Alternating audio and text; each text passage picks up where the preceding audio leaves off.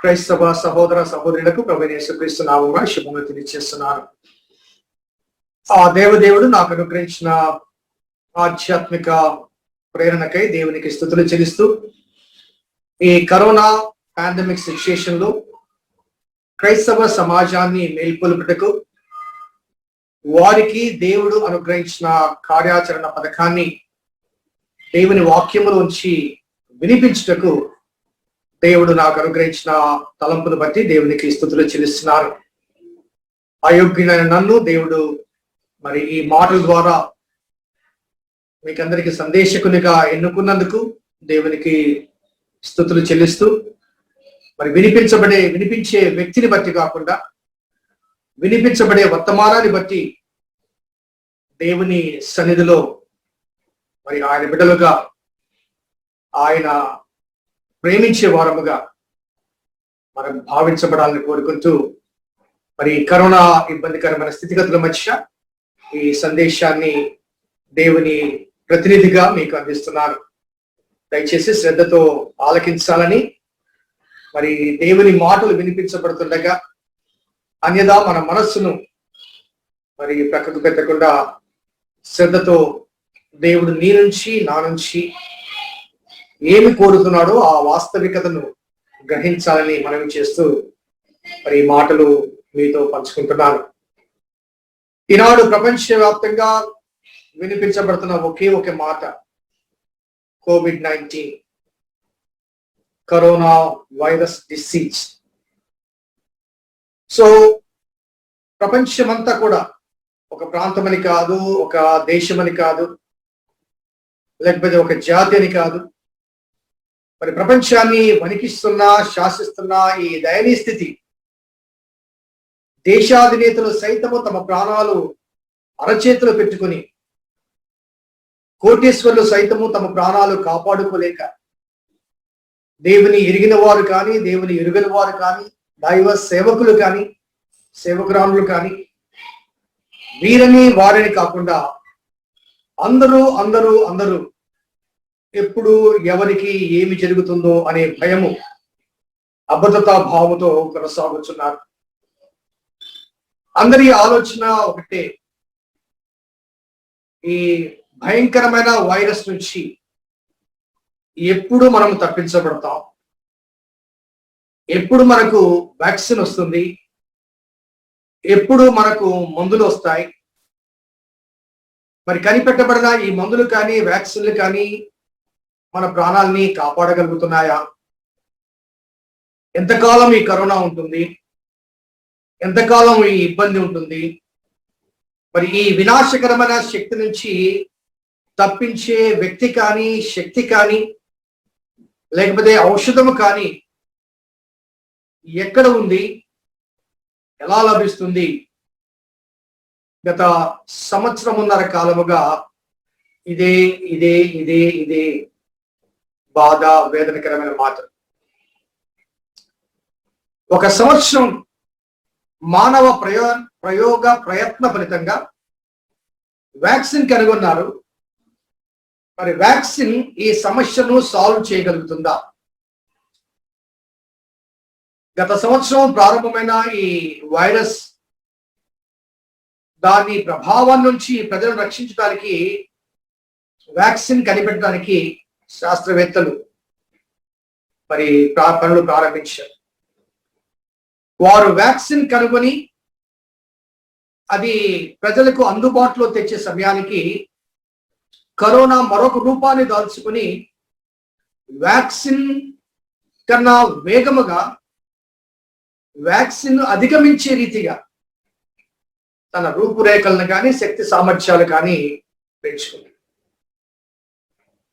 గత సంవత్సరం వ్యాక్సిన్ లేని సంవత్సర కాలంలో కలిగిన మరణాల కంటే ఈ వ్యాక్సిన్ వచ్చిన తర్వాత కలిగిన మరణాల సంఖ్య కానీ, మరణాల వేగము కానీ, వ్యాధి వ్యాప్తి యొక్క వేగము కానీ అధికంగా ఉంది. దీన్ని బట్టి ఆలోచిస్తే రాబోయే కాలంలో ఒకవేళ ఈ ఫస్ట్ వేవ్ తట్టుకునే వ్యాక్సిన్ అందుబాటులో వచ్చిన సెకండ్ వేవ్ తట్టుకునే వ్యాక్సిన్ కొరకు మనము సిద్ధపడే లోపలే మరొక థర్డ్ వేవ్, ఈ రీతిగా ప్రపంచాన్ని ఒక రకమైన మరణ శాసనం ఇది శాసించింది ఎవరు, విధించింది ఎవరు, దీనికి మూలములేమిటి, దీనికి కారణములేమిటి? ఈనాడు ప్రపంచవ్యాప్తంగా వ్యాధి నిరోధానికి ప్రయత్నాలు జరుగుతున్నాయి, కానీ వ్యాధి కారణాలు కానీ కారకాలు కానీ కనిపెట్టలేకపోతున్నారు, విశ్లేషించలేకపోతున్నారు, ఆ వైపుకు దృష్టిని మళ్లించలేకపోతున్నారు. వ్యాధి నిరోధానికి ప్రయత్నాలు జరుగుతున్నాయి, కానీ ఆ వ్యాధి గల కారణాలు ఏంటి, కారకులు ఎవరు, ఆ వైపుకు దృష్టిని దృక్పథాన్ని ఉంచలేకపోతున్నారు. మన స్టడీస్ లో కాజ్ అండ్ ఎఫెక్ట్ ఒక థియరీ ఉంది. సో కాజ్ అండ్ ఎఫెక్ట్ అంటే ప్రాపర్ గా ద కాజ్ డయాగ్నోస్ చేయబడితే తప్ప దాని ఎఫెక్ట్ ని మనము నిరోధించలేము. కాబట్టి కాజ్ అండ్ ఎఫెక్ట్ సిద్ధాంతంలో ఎఫెక్ట్ పై దృష్టి ఉంచిన నేటి మనుషులు కాజ్ వైపుకు తమ దృష్టిని కానీ ఆలోచన కానీ మరల్చలేకపోతున్నారు. So what is corona? Corona అనేది ఏంటి అంటే ఒక డెడ్లీ డిసీజ్, ఒక మరణకరమైన రోగము. అది ఎవరిని ఎలా ఆవరిస్తుందో, ఆవరించిన వారి మీద ఎటువంటి ప్రభావం చూపుతుందో తెలియదు. కొందరు కోలుకోగలుగుతున్నారు, కొంతమంది మరణిస్తున్నారు. 80-90 సంవత్సరాల వయసు వారు కోలుకోగలుగుతున్నారు, 30-40 సంవత్సరాల వయసు వారు చనిపోతున్నారు. సో ఈ డెడ్లీ డిసీజ్, డెడ్లీ వైరస్, దీని గురించి కొంత ఆలోచిస్తే దీనికి ప్రాణం ఉందా అంటే ప్రాణం లేదు. ఒక జీవి కాని జీవి. ఒక రూపం ఉందా అంటే నిర్దిష్టమైన రూపం లేదు. అలాగే తనకు తానుగా జీవిస్తుందా అంటే అది జీవించలేదు. It cannot live on its own. కాబట్టి ఒక ప్రాణము లేని, ప్రాణము కాని ప్రాణము, లేకపోతే జీవము లేని జీవము, అది ఒక రూపం లేదు, ఒక ఆకారం లేదు, తనకు తానుగా జీవించలేదు. అది జీవించడానికి ఒక జీవి కావాలి. ఏ జీవిలో అది ప్రవేశిస్తుందో ఆ జీవిని చంపుతుంది, కానీ అది చావదు. ఏ జీవిలో ప్రవేశిస్తుందో ఆ జీవిని చంపుతుంది, కానీ అది చావదు. అది జీవించాలంటే దానికి ఒక ప్రాణం అవసరం. అందుకే అది మనుషుల్లోనికి ప్రవేశిస్తుంది. అది ఏ ప్రాణిలో ప్రవేశిస్తుందో ఆ ప్రాణిలో ప్రవేశించి ఆ ప్రాణిని చంపివేస్తుంది. అది మాత్రం బ్రతికే ఉంటుంది. అనగా ఈ కరోనా అనే డెడ్లీ డిసీజ్ కి ఎవరైతే అవకాశం ఇస్తారో వాడిని చంపుతుంది. కాబట్టి ఎటు చూచినా భయం, భయం, భయం. ఊపిరి ఆడదు, ఊపిరిని ఆడనివ్వదు. దేవుడు అనుగ్రహించిన జీవవాయువు మనిషికి అందకుండా చేస్తుంది. కాబట్టి భయం, భయం, భయం. ఎటు చూసినా భయమే, ఎటు చూసినా భయమే. ఇది జన్మించి కేవలము 2 సంవత్సరాల లోపే. ఇది జన్మించి 2 సంవత్సరాలు.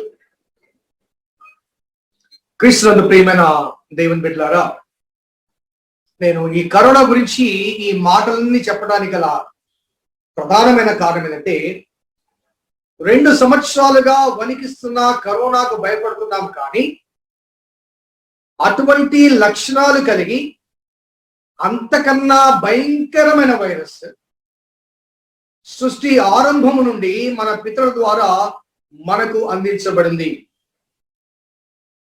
కరోనా కొంతమందిలోనే ప్రవేశిస్తుంది, కానీ ఇది అందరిలో ప్రవేశించింది. కరోనా కేవలము 2 సంవత్సరాల ఆయుష్ కలిగి ఉంది ఇప్పటి వరకు, కానీ ఇది సృష్టి ఆరంభము నుంచి మనిషిలో జీవిస్తూ ఉంది. దీనికి కూడా ప్రాణం లేదు,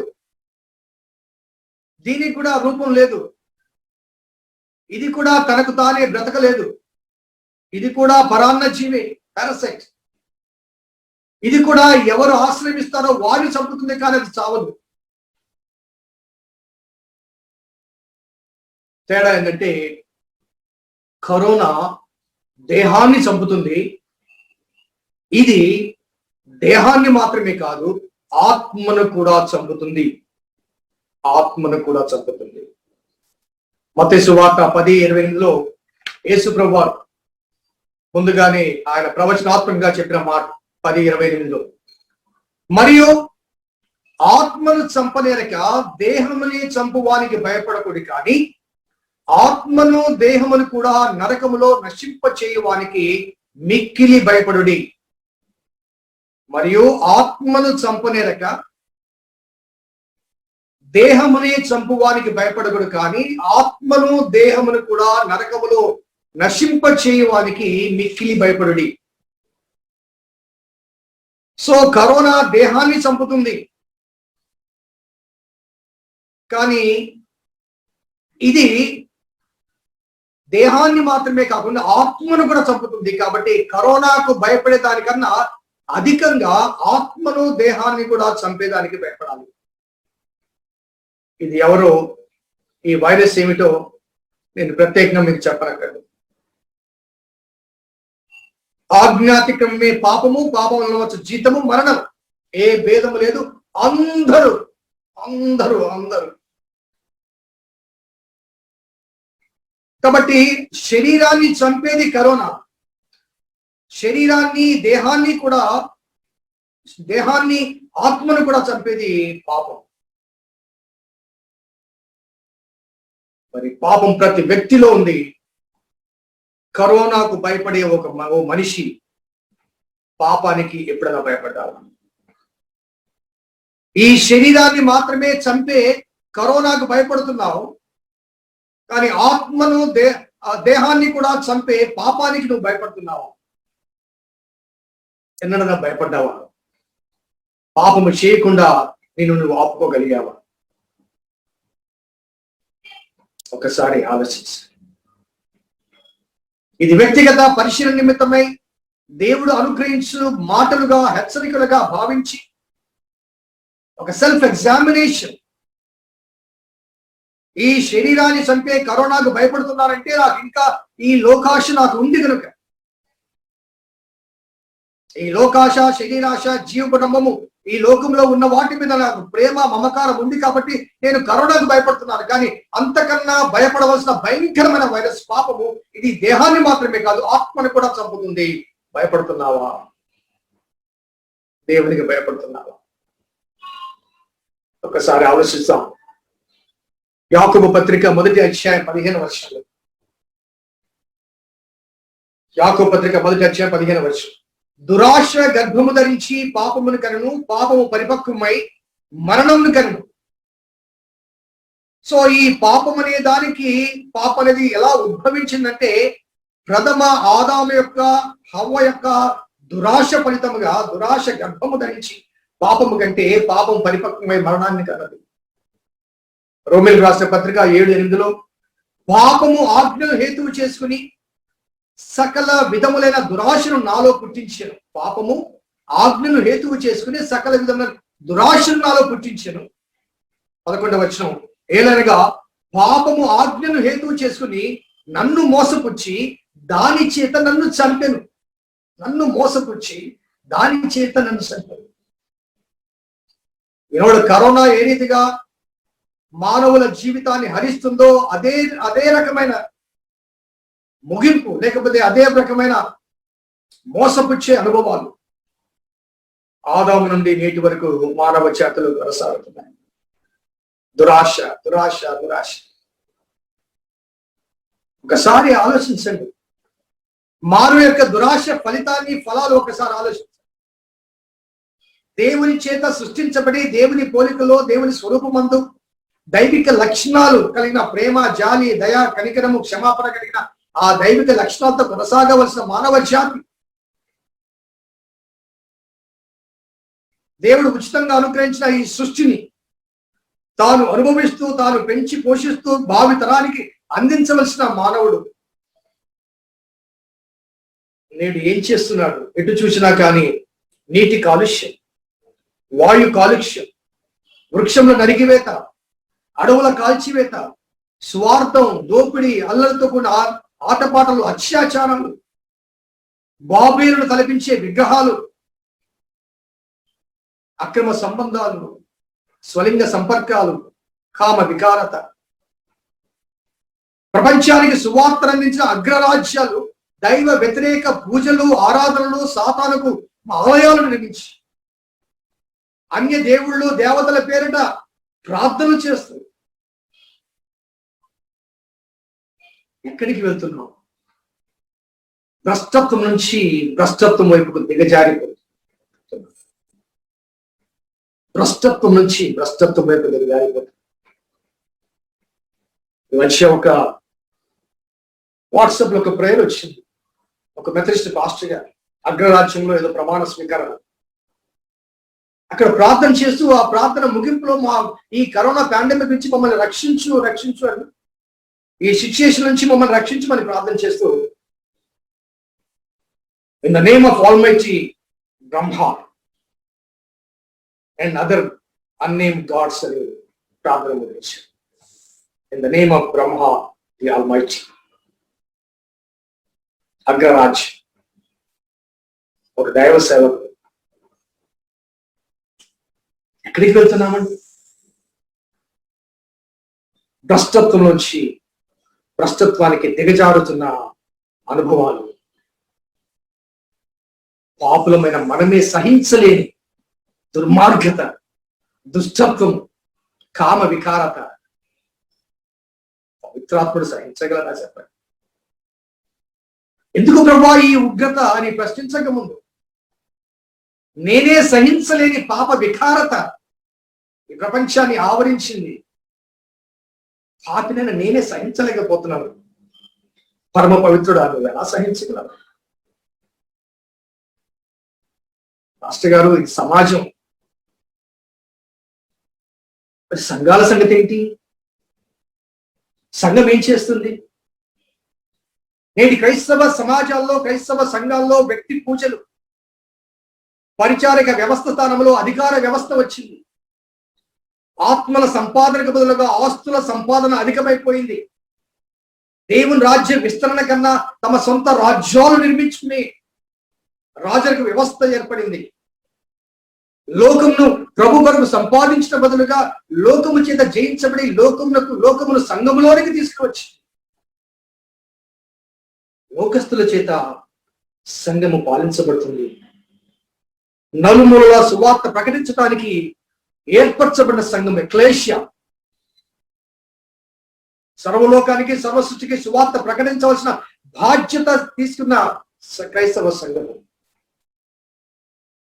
యెరూషలేములోను, యూదయలోను, సమరయలోను ఊదిగంతములకు సువార్త ప్రకటించవలసిన సువార్త ధ్యేయముతో ఏర్పడిన క్రైస్తవ సంఘము 4 గోడల ఆరాధనకు పరిమితమైపోయింది. నలుమూలలకు వెళ్ళాలి అన్న ఆలోచనే ఈనాటి క్రైస్తవ సమాజంలో లేదు. సవార్థిక దర్శనం లేదు.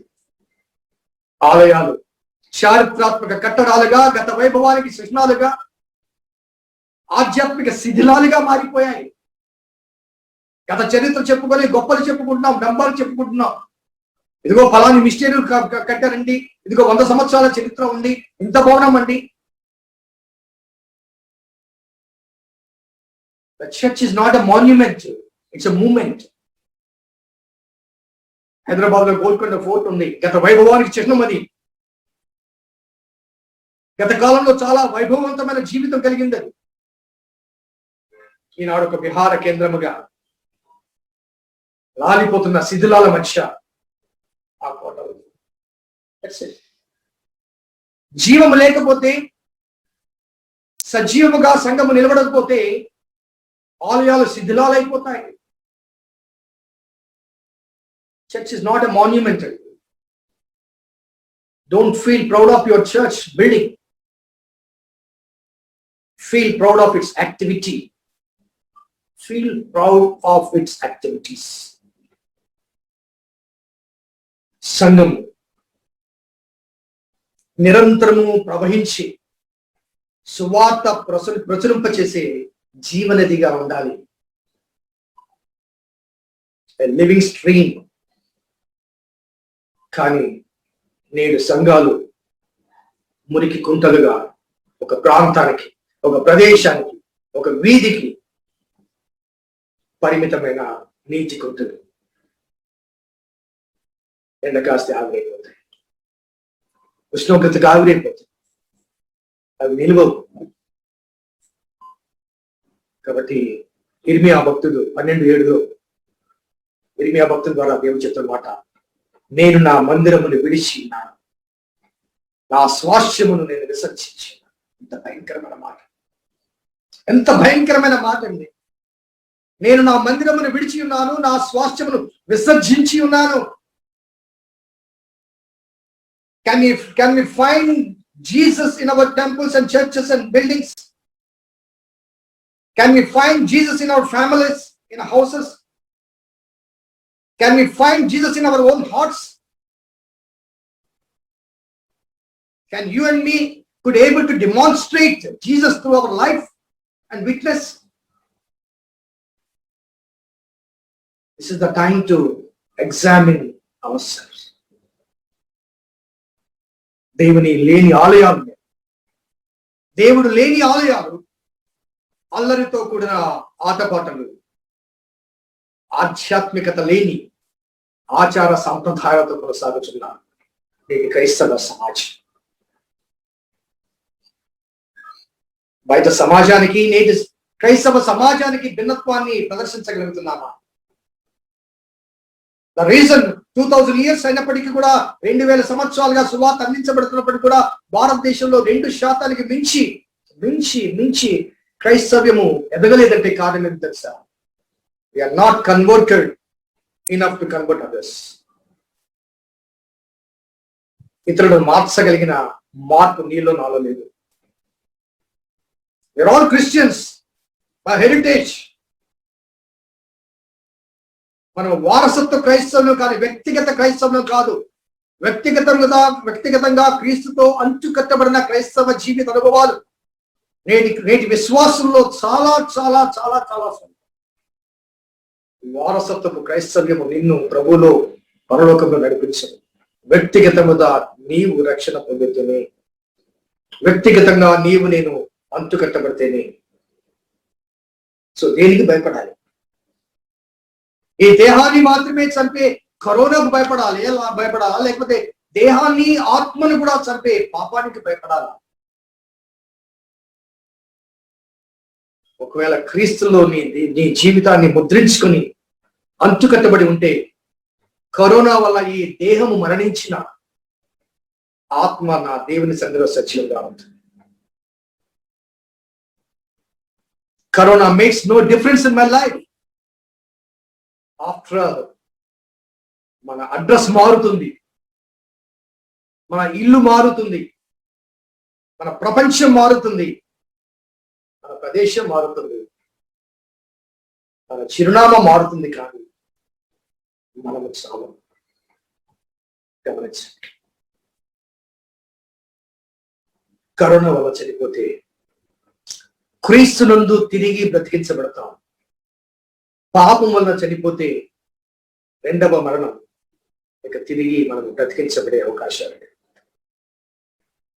క్రీస్తునందు ప్రేమైన దేవుని బిడ్డలారా, పాత నిబంధన కాలంలో అనగా క్రీస్తు తన రక్షణ కార్యాన్ని జరిగించక ముందు మోషే ధర్మశాస్త్రం ద్వారా పాపమునకు ప్రాయశ్చిత్తం జరిగించడానికి పాప పరిహారార్థ బలులు జరిపించారు. సంవత్సరానికి ఒకసారి ఏదో ఒక జంతువును తీసుకుని వెళ్ళి ఆలయంలో బలియాత్ర గావించి ఆ సంవత్సరానికి సంబంధించిన పాప పరిహారార్థ బలి చెల్లించేవారు. మరలా వెళ్ళి పాపం చేసేవారు. అది క్రీస్తు కాలానికి ముందున్న జరిగిన విషయం. ఒక మార్కులో మనకు అర్థం కావాలంటే, మోషే నుంచి పాత నిబంధన కాలంలో ఆ ప్రజలందరూ కూడా ప్రతి సంవత్సరం కూడా దేవాలయానికి వచ్చి వ్యాక్సిన్ వేసుకునేవారు. ప్రతి సంవత్సరం కూడా వ్యాక్సినైజేషన్ లో తమ జీవితాలు భద్రపరుచుకునేవారు. మరలా వెళ్ళి పాపం చేసేవారు. The life of the vaccine. Only 1 year. Next year మళ్ళీ రావాలి, మళ్ళీ వ్యాక్సిన్ వేసుకోవాలి. కానీ యేసుక్రీస్తు వారు వచ్చిన తర్వాత తన శరీరాన్ని, తన రక్తాన్ని మన కొరకు దారపోసి, తానే ప్రధాన యాజకుడై ఉండి, తానే దేవుని గొర్రెపిల్లగా ఉండి, ఒక్కసారి మనందరి నిమిత్తము single treatment. It was not a medicine. It was not a vaccine. It's a medicine. Jesus has given us a medicine. Are we accepting the medicine to live a life in other world? మరో ప్రపంచంలో మన జీవితాన్ని కొనసాగింపచేసే రీతిగా దేవుడు అనుగ్రహించిన ఆ ఔషధాన్ని నీవు స్వీకరిస్తున్నావా? తన శరీరాన్ని, తన రక్తాన్ని మన కొరకు దివ్యౌషధముగా అనుగ్రహించి మరణం నుంచి తప్పించబడి మరో ప్రపంచంలో మన జీవితాన్ని కొనసాగింప చేయడానికి దేవుడు అనుగ్రహించినటువంటి ఆ క్రీస్తు రక్తం అనే ఆ మందును, మెడిసిన్ ని, ఔషధాన్ని మనము తీసుకుంటున్నామా? 2000 సంవత్సరాలుగా medicine was available to us. We are no more the people of the vaccination. We are the privileged people to be given a medicine, a permanent medicine, a single dose.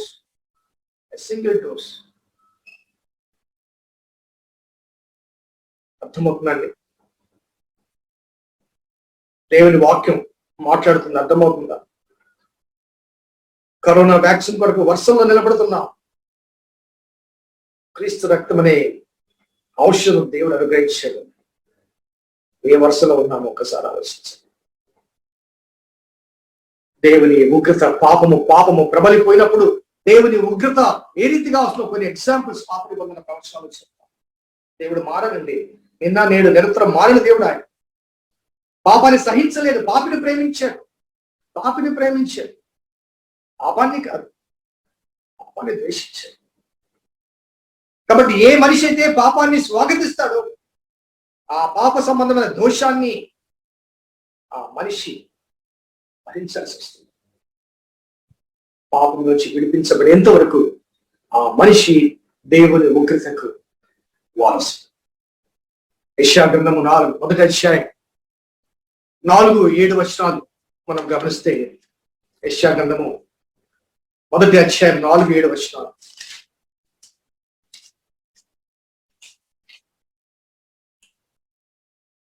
పాపిష్టి జనమా, దోషభరితమైన ప్రజలారా, దుష్ట సంతానమా, చెరుపు చేయి పిల్లలారా, మీకు శ్రమ.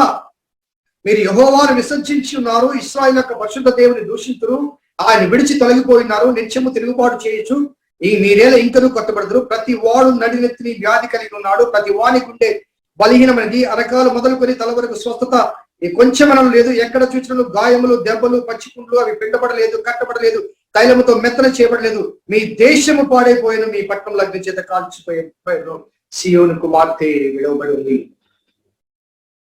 8వ అధ్యాయం, నేను త్వరగా రెఫరెన్స్ చదివి ముందుకు వెళ్తాను. 8వ అధ్యాయం 12వ వచనం 13వ వచనం చూద్దాం. ఈ ప్రజలు బందుకొట్టు అని చెప్పుదంతయు బందుకట్టు అనుకొనకుడి, వారు భయపడు దానికి భయపడకుడి, దాని వల్ల దిగులు పడకుడి. వారు భయపడు దానికి భయపడకుడి, దాని వల్ల దిగులు పడకుడి. సైన్యముల కథ యెహోవాయే పరిశుద్ధుడు అనుకోండి. మీరు భయపడవలసిన వాడు ఆయనే, ఆయన కోసమే దిగులు పడవలను, అప్పుడు ఆయన మీకు పరిశుద్ధ స్థలముగా ఉండును. ప్రజలు భయపడేదానికి భయపడొద్దు. ఎవరికి భయపడాలి? మీరు భయపడవలసిన వాడు ఆయనే. ఎందుకంటే ఆయనకు భయపడినప్పుడు ఆయన మీకు పరిశుద్ధ స్థలముగా ఉంటాడు. లేకపోతే ఆయన మందిరాన్ని, మన మందిరాన్ని విడిచిపెడతారు. ఇర్మియా గ్రంథంలో కూడా 9వ అధ్యాయం చూద్దాం. ఇర్మియా గ్రంథము 9వ అధ్యాయం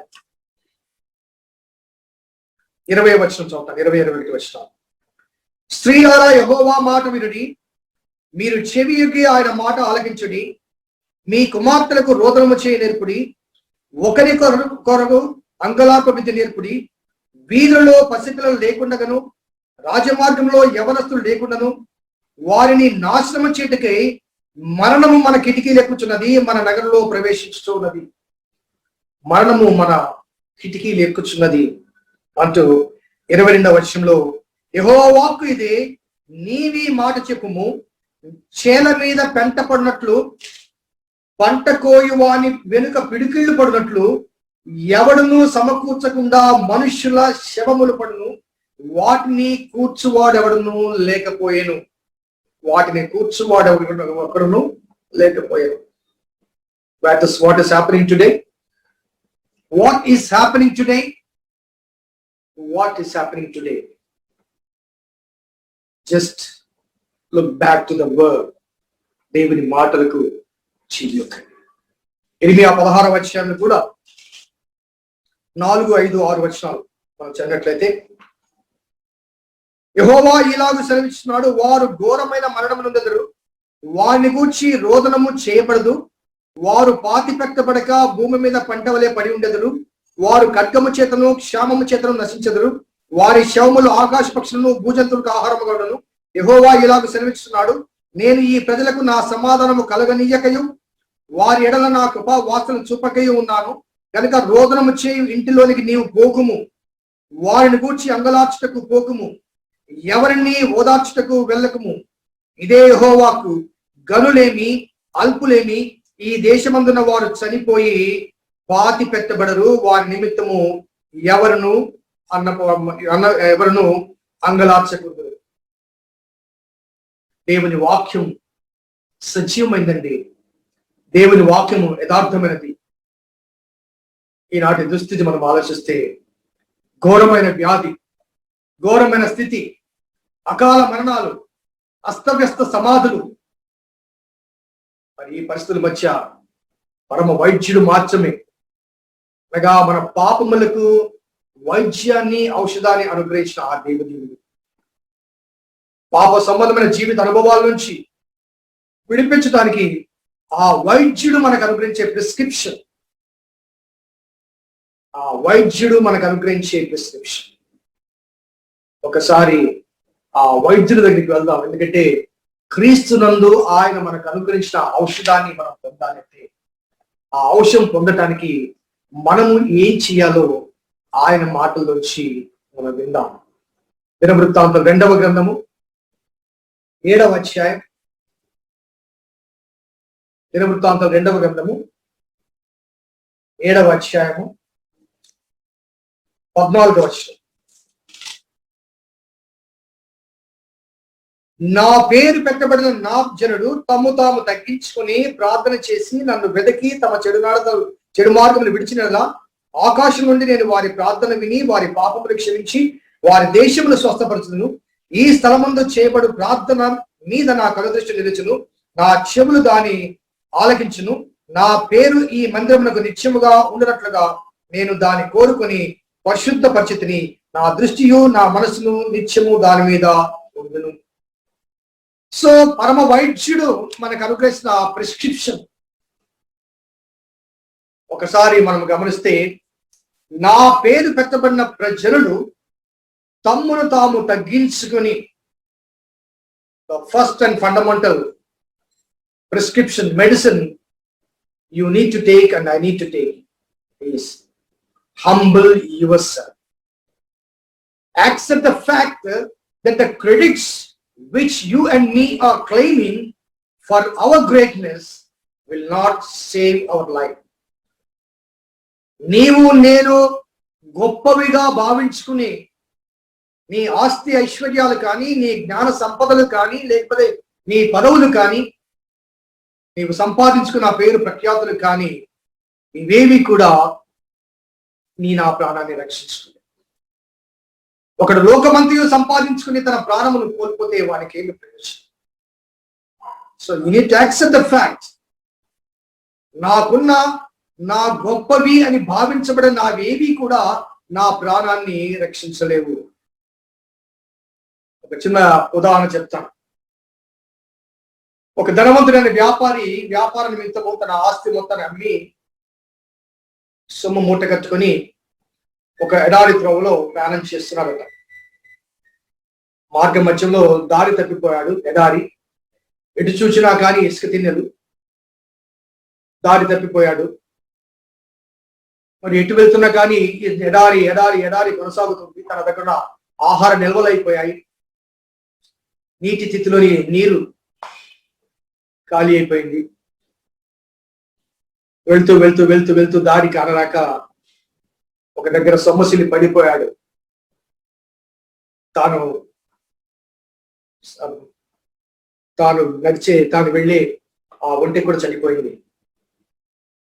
ఆ సొమ్మసిల్లి పడ్డప్పుడు తన దగ్గర ఉన్నటువంటి ఆ నగల మూట, ఆ కరెన్సీ మూట చల్లా చెదరగా పడింది.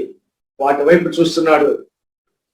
అవేవి కూడా తన దగ్గర ఉన్నటువంటి ధనము కానీ, వజ్రాలు కానీ, నగలు కానీ ఇవేవి తన ప్రాణానికి కాపాడు.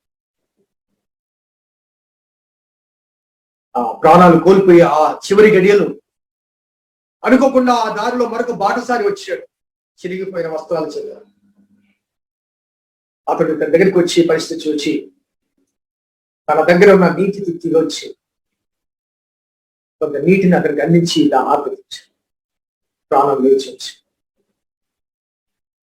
సో ఈ ఎడారిలో తన ధనము కానీ, తన నగలు కానీ, తన వంశములు కానీ, తమ ఆస్తి కానీ ఏది ఆక్షరాన తన ప్రాణాన్ని కాపాడలేకపోయాడు.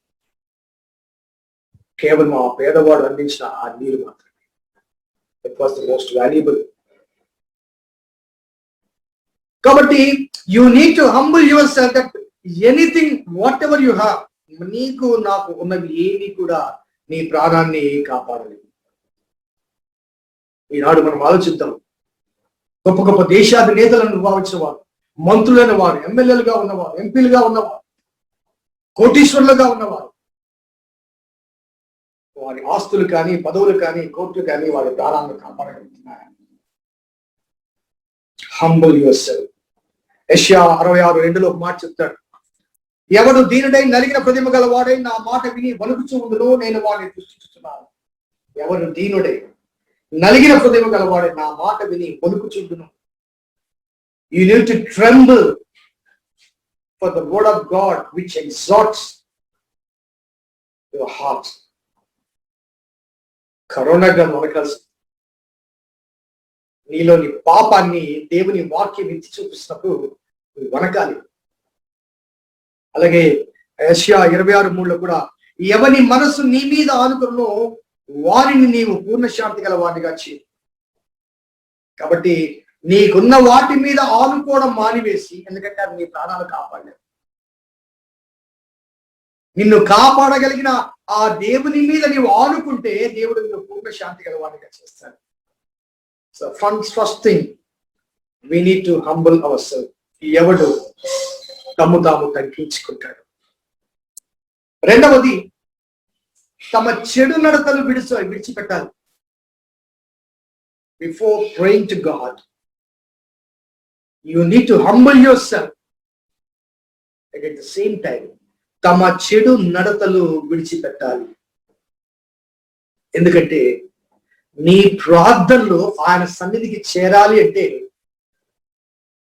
యెషయా గ్రంథంలోనే 59:4 రక్షింప నేరకు ఉన్నట్టు యెహోవా హస్తము కొరస కాలేదు, విననేరకున్నట్లు ఆయన చెవులు మందము కాలేదు.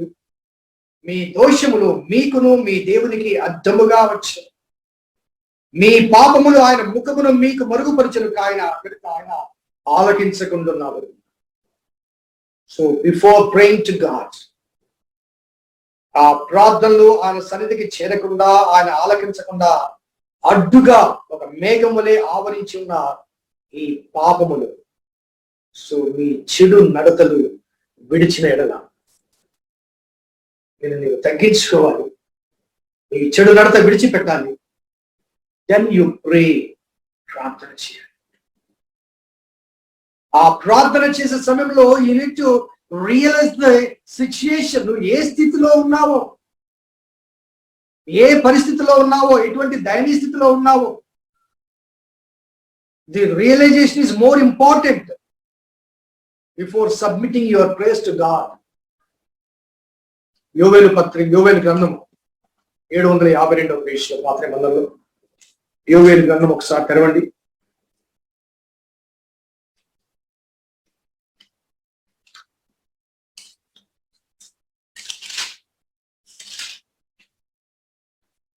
మొదటి అధ్యాయంలో 2-3 వచనాలు 2 నుంచి 5 వరకు నేను చదువుతాను. పెద్దలారా ఆలకించుడి, దేశపు కాపురస్తులారా మీరందరూ చెవి వినుడి. ఈలాంటి సంగతి మీ దినములలో కానీ మీ పితరుల దినంలో కానీ జరిగినదా? ఇలాంటి సంగతి మనము కరోనాకు అప్లై చేసుకుందాం. ఇలాంటి సంగతి మీ దినములలో కానీ మీ పితరుల దినంలో కానీ జరిగినదా? ఈ సంగతి మీ బిడ్డలకు తెలియచేయండి. వారు తమ బిడ్డలకు, ఆ బిడ్డలు రాబో తరానికి వారికి తెలియచేయుదురు. ఏదంటే, గొంగలి పురుగులు విడిచిన దాన్ని మిడతలు తినివేసినవి, మిడతలు విడిచిన దాన్ని పసర పురుగు తినివేసినవి, పసర పురుగులు విడిచిన దాన్ని చీడ పురుగులు తినివేసినవి. మత్తులారా మేలుకొని కన్నీరు విడువుడి, ద్రాక్షారస పానము చేయు వారలారా రోదనము చేయుడి. గతంలో ఎన్నడూ కని విని ఎరుగని పరిస్థితులు ఈనాడు సంభవించాయి. దాని గురించి 3 విషయాలు ఏంటంటే, గొంగలి పురుగు తాను తిని విడిచిన దాన్ని మిడతలు తింటాయట. ద ఫస్ట్ వేవ్ కొంతమందిని తీసుకువెళ్ళండి. అలాగే మిడతలు విడిచిన దాన్ని పసరు పురుగు తిరిగి వేస్తుంది. Second wave, we are under the second wave. అలాగే పసరు పురుగు విడిచిన దాన్ని చీడ పురుగులు తినివేయించినవి. The third wave is at the hand, at the door. కాచుకొని ఉంది. 2వ వేవ్ వెళ్ళక ముందే 3వ వేవ్ రెడీగా వెయిట్ చేస్తా ఉంది. నేను మరలా చదువుతాను. గొంగలి పురుగులు విడిచిన దాన్ని మిడతలు తినివేయించినవి, మిడతలు విడిచిన దాన్ని పసరు పురుగు తినివేయించినవి, పసరు పురుగులు విడిచిన దాన్ని చీడ పురుగులు తినివేయించినవి. మత్తులారా మేలుకొని కన్నీరు విడవండి. చర్చ్ సంఘము ఏ రీతిగా ఉంది? మత్తులో ఉంది, నిద్ర మత్తులో ఉంది. కాబట్టి మత్తులారా మేలుకొని కన్నీరు విడవండి అంటూ, మరి 13వ వచనాన్ని గమనిస్తే, యాజకులారా గోనెపట్ట కట్టుకుని అంగలార్చుడి, బలిపీఠం వద్ద పరిచయం చేయ వారులారా రోదనము చేయుడి. నా దేవుని పరిచారకులారా గోనెపట్ట కట్టుకుని రాత్రంతియు గడుపుడి. 14వ వచనం, ఉపవాస దినం ప్రతిష్ఠించుడి, వ్రత దినము ఏర్పరచుడి, యెహోవాను బ్రతిమాలుకొనుటకై పెద్దలను దేశంలోని జనులందరినీ మీ దేవుడిని యెహోవా మందిరంలోనికి సమకూర్చుడి. 16వ వచనం, మనము చూచుచుండగా మన దేవుని మందిరములో ఇక సంతోషమును ఉత్సాహమును నిలిచిపోయేను.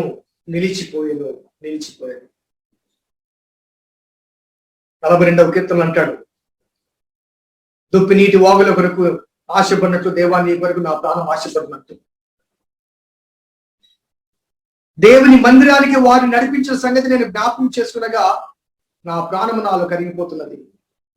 నా ప్రాణమా నీ వెలుగు. దేవుని మందిరములో సంతోషము ఉత్సవం నిలిచిపోయింది. ఈనాడు ఈ మాధ్యమాల ద్వారా దేవుని వాక్యాన్ని వింటున్నాం. యోవేలు గ్రంథంలోని ఆ ప్రవక్త ద్వారా దేవుడు అనుగ్రహించిన హెచ్చరికలను కలిస్తే 2వ అధ్యాయం 12 నుంచి ప్రిస్క్రిప్షన్ నేను చెప్తున్నాను. ప్రిస్క్రిప్షన్ లో మొదటిది తమ తాము తగ్గించుకోవాలి. రెండవ ఔషధం తమ చెడు నడతలు విడిచిపెట్టాలి. మూడవ ఔషధం ప్రార్థన చేయాలి.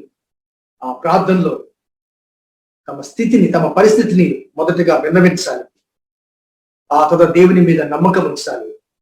ఆ నమ్మకం గురించి 12వ వచనం చూడండి. 2వ అధ్యాయం 12వ వచనం, ఇప్పుడైనను సరే, ఈవెన్ నౌ, ఇప్పుడైనను సరే మీరు ఉపవాసం ఉండి కన్నీళ్లు విడుచుచు దుఃఖించుచు మనఃపూర్వకంగా తిరిగి నా యొద్దకు రండి.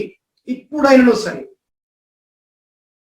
మీరు కన్నీళ్లు విడుచుచు, ఉపవాసం ఉండి కన్నీళ్లు విడుచుచు దుఃఖించుచు మనఃపూర్వకంగా తిరిగి నా యొద్దకు రండి. ఇదే యెహోవాకు అంటూ 13-14 వర్షాలు చూద్దాం. మీ దేవుడని యెహోవా కరుణ వాత్సల్యము గలవాడును శాంతమూర్తియు అత్యంత కృపగలవాడునై ఉండి తాను ఉద్దేశించిన కీడును చేయక పశ్చాత్తాపపడును గనుక మీ వస్త్రములు కాక మీ హృదయములను చింపుకొని ఆయన తట్టు తిరుగుడి. మీ వస్త్రములు కాక మీ హృదయములు చింపుకొని ఆయన తట్టు తిరుగుడి. ఒకవేళ ఆయన మనసు తిప్పుకొని పశ్చాత్తాపడి మీ దేవుడని యెహోవాకు తగిన నైవేద్యమును పానార్పణముగాను మీకు దీవెను అనుగ్రహించును. అనుగ్రహింపడని ఎవడు చెప్పగలడు? ఎంత చక్కని మాట. ఇప్పుడైనా సరే మీరు ఉపవాసం ఉండి కన్నీళ్లు విడుచుతూ దుఃఖించుతూ మనపూర్వకంగా ఆయన దగ్గరకు రండి. మీరు ప్రార్థన చేస్తే ఆయన ఒకవేళ మనసు తిప్పుకొని పశ్చాత్తాపడి మీ దేవుడిని యెహోవాకు తగిన నైవేద్యమును పానార్పణను మీకు దీవెనగా అనుగ్రహించును. అనుగ్రహింపడని నీవు ఎవడు చెప్పగలడు? అనుగ్రహింపడని ఎవడు చెప్పగలడు? దేవుని కృపను మనము అదుపులో పెట్టగలరు. అనుగ్రహించడం ఎవరు చెప్పగలరు? ఒకసారి ఆలోచిద్దామా నినివే పట్టణం గురించి. నినివే పట్టణంలో ఏం జరిగిందో యోనా గ్రంథంలో 1వ అధ్యాయంలో నినివే అనే అన్య పట్టణం, అది అన్యజనుల పట్టణం, అది ఇశ్రాయేలు పట్టణం కాదు. దేవుని ఎరుగని ప్రజలు. ఆ పట్టణస్థుల దోషము నా దృష్టికి ఘోరమాయను కనుక నీవు లేచి నినివే పట్టణానికి పోయి దాని దుర్గతిని పట్టణని దానికి ప్రకటించమంటే యోనా ఏం చేశాడు?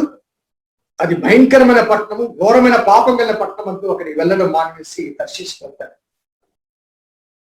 ఆ తర్షీషుకు వెళ్ళడానికి రేవు ఇచ్చి ఆయన ఓడ అడుగు భాగంలో పడుకుంటే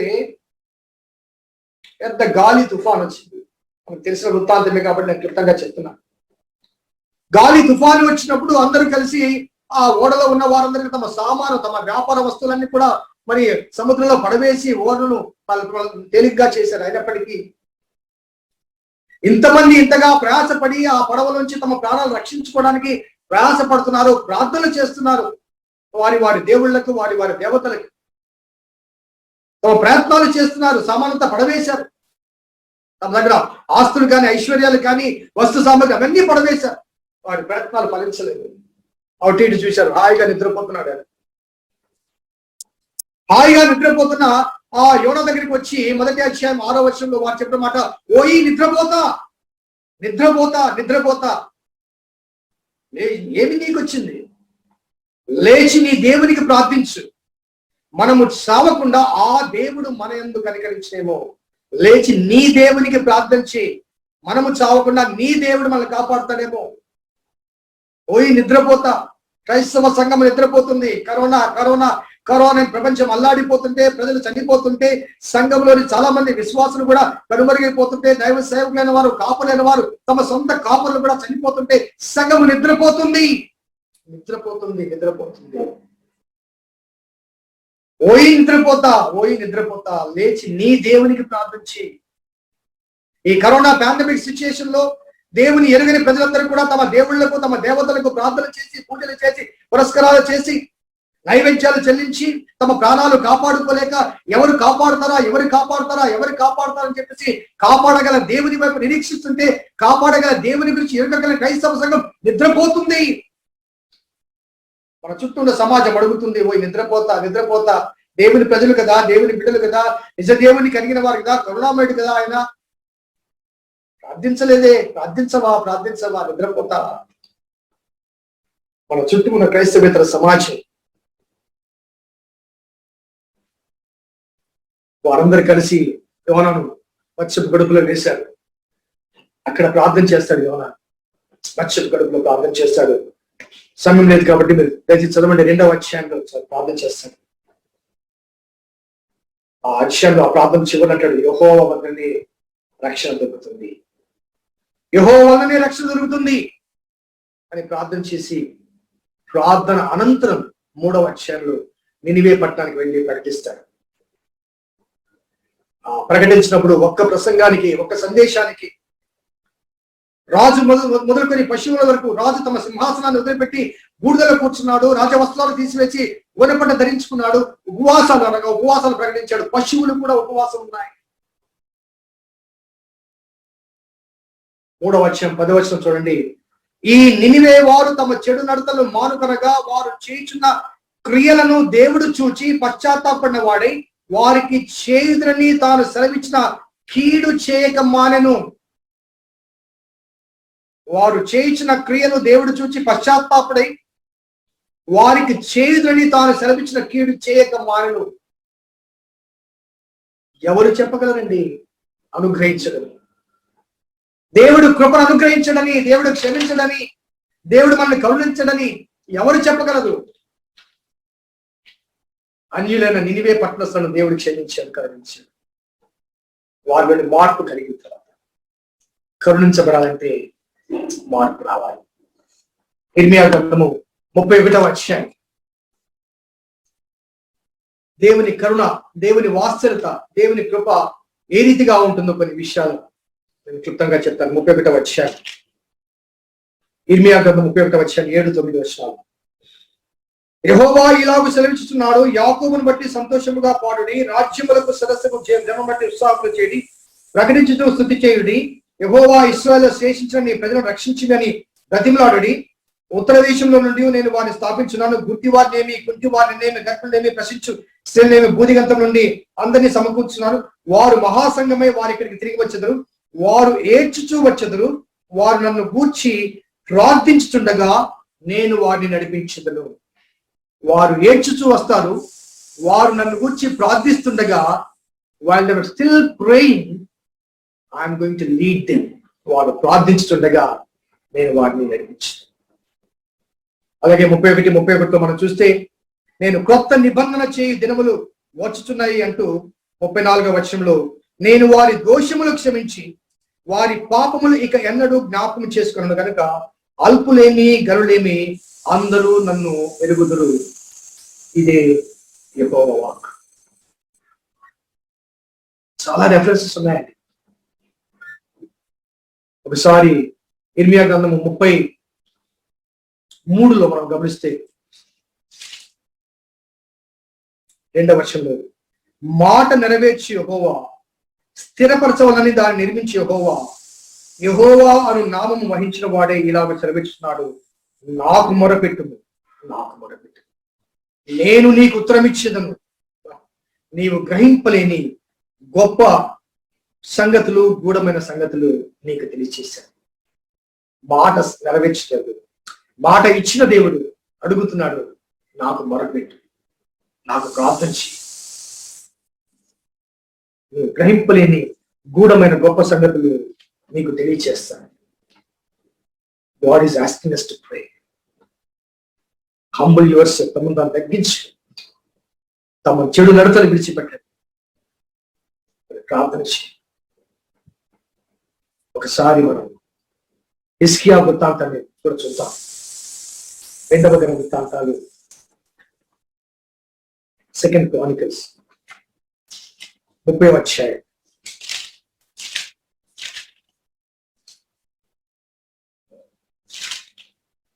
19వ వచనం. పరిశుద్ధ స్థలం యొక్క శుద్ధీకరణ చొప్పున తనను పవిత్రపరచుకొనకయే తమ పితరుల దేవుడైన యెహోవాను ఆశ్రయింప మనసు నిలుపుకున్న ప్రతి వారి నిమిత్తము దయగల యెహోవా ప్రాయశ్చిత్తము చేయనుగాక అని ప్రార్థించగా, యెహోవా హిజ్కియా చేసిన ప్రార్థన అంగీకరించి జనులను స్వస్థపరిచెను.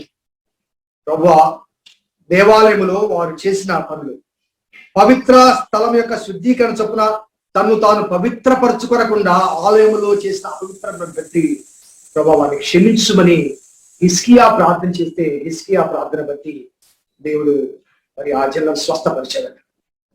అలాగే 27వ వచనం కూడా చూస్తే, అప్పుడు లేవీయులను యాజకులు లేచి జనులను దీవించగా వారి మాటలు వినబడెను, వారి ప్రార్థన ఆకాశమందున్న పరిశుద్ధ నివాసములకు చేరెను. వారి మాటలు వినబడ్డాయి, వారి ప్రార్థన మరి దేవుని సన్నిధిలో చేర్చబడింది. మరొకసారి హిజ్కియా గురించి, లేకపోతే హిజ్కియా విషయంలో దేవుడు చేసిన మరి ఒక గొప్ప కార్యాన్ని గురించి ఒకసారి జ్ఞాపకం చేసుకున్నట్లయితే, హిజ్కియా గురించి మనము ప్రత్యేకంగా చెప్పనక్కర్లేదండి. హిజ్కియా దగ్గరికి దేవుడు యెషయాను పంపిస్తాడు. హిజ్కియా, నీ ఇల్లు చక్కబెట్టుకో, నీ మరణ దినము సమీపమేమైంది, కాబట్టి సర్దుకోవయ్యా అన్నాడు. హిజ్కియా ఏం చేశాడండి? హిజ్కియా గోడ వైపు తిరిగి కన్నీరు విడుచుచు, దేవా, యథార్థముగా నీ ఎడల ఎలా ప్రవర్తించానో ఒక్కసారి జ్ఞాపకం చేసుకోండి. యథార్థముగా నీ ఎడల ఎలా ప్రార్థన చేశానో ఒక్కసారి జ్ఞాపకం చేసుకోండి. యెషయా 38:1-6 మాటలున్నాయి. యెషయా గ్రంథం 38:1-6. నువ్వు ఇల్లు చక్కబెట్టుకో, నువ్వు చచ్చిపోతున్నావు, మండమవుతున్నావు అని చెప్పగానే బిస్కెట్ చేసిన మాట, గోడ వైపు తిరిగి కన్నీళ్ళు విడుచుచు, యథార్థముగా ఎలా ప్రవర్తించాలో ఒకసారి జ్ఞాపకం చేసుకో. దేవుడి జవాబు వెంటనే తన మనసు మార్చుకొని పశ్చాత్తాపడై దేవుడు అంటాడు, హిజ్కియా, నీవు కన్నీళ్లు విడుచుతా చూచి నీ ప్రార్థన నేను అంగీకరించాను, ఇంకా 15 సంవత్సరాలు ఆయుష్. హిజ్కియా, నీ ప్రార్థన అంగీకరించానయ్యా, నీ కన్నీరు నేను చూచానయ్యా, ఇంకా 15 సంవత్సరాలు ఆయుష్. ఆన్సర్స్ ఆఫ్ ప్రేయర్స్ అండి. దేవుని ఉగ్రత మన మీదికి మరి వస్తున్నప్పటికీ కూడా మనము చేసే ప్రార్థన, మనము చేసే కన్నీటి ప్రార్థన, మనము చేసే ఉపవాస ప్రార్థన, దేవుని ఎదుటికి ధూప నైవేద్యం వల్లే వెళ్ళినప్పుడు ఆ ప్రార్థనల యొక్క ధూపం బట్టి ఆ మేఘము అనగా దేవుని ఉగ్రతని, ఆ మేఘము పటాపంచలైపోయి మన ప్రార్థన దేవుని సన్నిధికి వెళ్తాయి. So we need to pray. ఆ ప్రార్థనలో ప్రాముఖ్యంగా we need to repent, పశ్చాత్తాపడాలి. అప్పుడు పాప క్షమాపణ లభిస్తుంది. we need to return to him, ఆయన వైపుకు మరలాలి. అప్పుడు ఆయన మన వైపు తిరుగుతాడు. we need to be redeemed, మన పాపమును విడిచిపెట్టాలి. అప్పుడు మన పాప శాపం నుంచి విడుదల పొందుతాం. we need to restore, ఈ లోక సంబంధమైన పాప సాన్నిధ్యాన్ని విడిచిపెడితే దైవ సాన్నిధ్యాన్ని నీవు నేను పొందుతాను. repent, return, redeem and restore. The restoration is yours today. నేడే అనుకూల సమయం, నేడే రక్షణ దినం. క్రీస్తునందు ప్రియమైన దేవుని సంగమా, దేవుని ప్రజలారా, ఈ వాక్య భాగం, ఈ సందేశం, దేవుని ద్వారా పంపబడిన ఈ ఉపదేశాన్ని నేను క్రైస్తవ సమాజానికి అంకితం చేస్తున్నాను. క్రైస్తవ సమాజం ప్రార్థన చేయాలి. ఇప్పుడైనా సరే మేల్కోవాలి. ఇప్పుడైనా సరే తమ నిద్రలోంచి, మత్తులోంచి బయటకు రావాలి. ఓ ఈ నిద్రపోతా లేచి నీ దేవునికి ప్రార్థన చేయంటూ మన చుట్టూ ఉండే క్రైస్తవేతర సమాజం మనం ప్రశ్నిస్తున్నప్పుడు, అడుగుతున్నప్పుడు, విజ్ఞాపన చేస్తున్నప్పుడు, రిక్వెస్ట్ చేస్తున్నప్పుడు లేచి ప్రార్థన చేయాలి. అందుకే దేవుడు అనుగ్రహించిన ప్రణాళిక చొప్పున రాబోయే 28వ తారీఖు శుక్రవారం మొదలుకొని 7 శుక్రవారాలు అనగా జూలై 9 వరకు 7 శుక్రవారాలు ఉదయం 6 గంటల నుంచి రాత్రి 6 గంటల వరకు 12 గంటలు 12 సంఘాలు, ప్రపంచవ్యాప్తంగా తెలుగు క్రైస్తవ సంఘాలు 12 సంఘాలు, ఒక్కొక్క సంఘము 1 గంట సేపు వారి విశ్వాసంతో కలిసి జూన్ ద్వారా ప్రార్థనలో ఏకీభవించగలిగితే ఆఫ్టర్ ది 49 days, 7 వారముల అనంతరం, 7 శుక్రవారముల అనంతరం 50th day, a day of new Pentecost, a day of new harvest, దేవుని కొరకు ఆత్మల పంట ఆ 50 రోజు సెలబ్రేషన్ చేసుకోవచ్చు. దేవుడిని హృదయాల్లో ప్రేరేపిస్తే, ఎందుకంటే పిలువబడ్డ వారు అనేక మంది, ఏర్పరచబడ్డ వారు కొందరే, కాబట్టి అందరూ ప్రార్థనకు రారు, అందరూ ప్రార్థన చేయాలని ఆసక్తి కనపరుస్తారు. కానీ దేవుడు ఏ సంఘములు, ఏ విశ్వాసములు ప్రేరణ కల్పన చేస్తారు, వారందరితో కలిసి ఈ నెల 28 నుంచి జూలై 9 వరకు ప్రతి శుక్రవారం ఉదయం 6 గంటల నుంచి రాత్రి 6 గంటల వరకు 12 గంటలు గొలుసు ప్రార్థనలు, ఒక్కొక్క గంట సేపు ఒక్కొక్క సంఘం, ఆ సంఘంలోని 10 మంది విశ్వాసం, మరొక గంట మరొక సంఘం వారు, ఆ సంఘంలోని 10 మంది విశ్వాసం. ఆ రీతిగా 7 శుక్రవారాలు ప్రార్థన చేసి 50వ రోజు పండుగ చేసుకుందాం. దేవుడి హృదయాల్లో ప్రేరేపణ కలిగి చేస్తే దయచేసి దైవ సేవకులారా మీరు మీ సంఘస్థలకు వినిపించండి వర్తమానం, వారితో ప్రేరణ కలిగింపచేయండి. అందరం కలిసి కన్నీటితో ప్రార్థన చేద్దాం. దేవుడు మనల్ని, మన కుటుంబాన్ని, మన సంఘాలను, మన చుట్టూ ఉన్న సమాజాన్ని, మన పట్టణాన్ని, మన రాష్ట్రాలను, మన దేశాలను, మన ప్రపంచాన్ని స్వస్థపరచు యెహోవా ఆయన ప్రార్థన చేస్తాం. కృపగల దేవా, దయగల తండ్రి, మీ పాదములకు స్తోత్రము చెల్లిస్తున్నాం నాయన. గత రాత్రి నీవు నాకు అనుగ్రహించిన ఆత్మ ప్రేరణ చొప్పున ఈ సందేశాన్ని నీ ప్రజలతో పంచుకున్నాను. ఈ సందేశము ఎవరికి చేరుతుందో వారిలో మీరు ఏర్పరచుకున్న వారి స్పందనతో కలిసి రాబోయే 50 దినములు కదా ఎడతెగక ఏక మనసుతో ప్రార్థించే అనుభవాన్ని అనుగ్రహించండి. ఈ ప్రపంచాన్ని శాసిస్తున్న కరోనా కేవలం శరీరాన్ని మాత్రమే చంపుతుంది. కానీ శరీరాన్ని కాక ఆత్మను కూడా చంపగల పాపములోంచి మేము విడిపించబడాలి. కాబట్టి ఆ హృదయ పరివర్తన కొరకైన ప్రార్థనలు చేయటకు మీ చేత ప్రేరేపించబడిన విశ్వాసుల సమాజాల ప్రభావం లేవనెత్తమని వేడుకుంటుంది. ఆ శుభ తరుణాన్ని సద్వినియోగం చేసుకోగలిగిన సంఘములను మీరే సమకూర్చమని వేడుకుంటుంది. ఈ కార్యాన్ని రూపకల్పన చేసింది మీరే కనుక మాకు కాదు ప్రభా, మాకు కాదు, సమస్త ఘనత మహిమా ప్రభావం మీకే ఆరోపిస్తుంది. మా రక్షకుడు, మా విమోచకుడు, సజీవుడైన యేసు నామమున అడిగి వేడుకొంచున్నాం తండ్రి. ఆమేన్.